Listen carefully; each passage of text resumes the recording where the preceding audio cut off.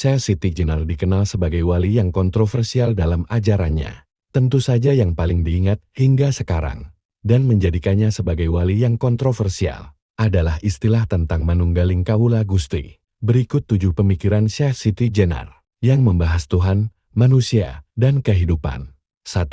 Tuhan menurut Syekh Siti Jenar. Pemikiran Syekh Siti Jenar tentang Tuhan, berkaitan dengan konsep manunggaling kawula Gusti, yang menjelaskan hubungan manusia dengan Tuhan, sesama manusia, dan lingkungan. Dalam konsep tersebut, manusia dipandang sebagai manifestasi atau perwujudan zat Tuhan. 2. Manusia menurut Syekh Siti Jenar. Pandangan Syekh Siti Jenar mengenai manusia, yaitu setiap individu memiliki fitrah keagungan dan kemuliaan, yang disebut sebagai adi manusia al-insan al-kamil. Manusia diciptakan oleh Allah untuk menjadi wakilnya di bumi. 3. Jiwa menurut Syekh Siti Jenar. Menurut Syekh Siti Jenar, jiwa merupakan suara hati nurani yang menjadi ekspresi dari zat Tuhan. Sebab itu, jiwa menjadi ungkapan kehendak Tuhan, yang harus dipatuhi dan diikuti. 4.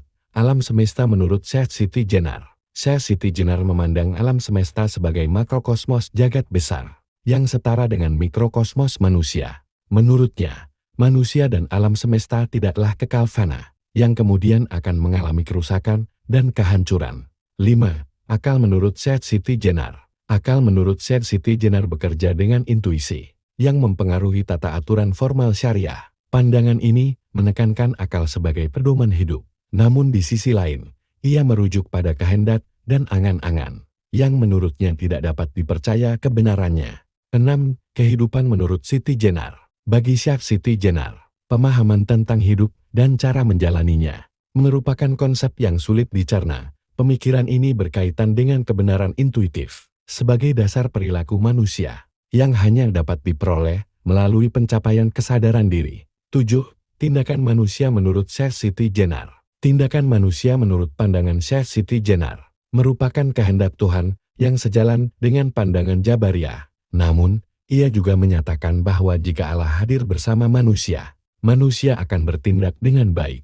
Manusia akan membersihkan dirinya dari kehidupan yang terkotori dengan hawa nafsu. Itulah 7 ajaran Syekh Siti Jenar yang diajarkan kepada pengikutnya. Di sisi lain, tentang akhir hidup seorang Siti Jenar masih menjadi misteri hingga sekarang. Dari buku Sekelumit Hikmat tentang Wali ke-10, Syekh Siti Jenar memiliki nama asli Syekh Abdul Jalil atau Sunan Jepara, keturunan dari Syekh Maulana Ishaq.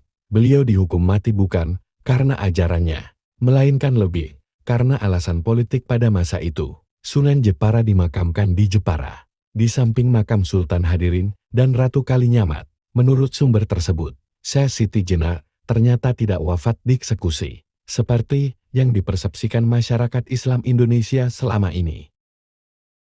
Wallahu a'lam bishawab.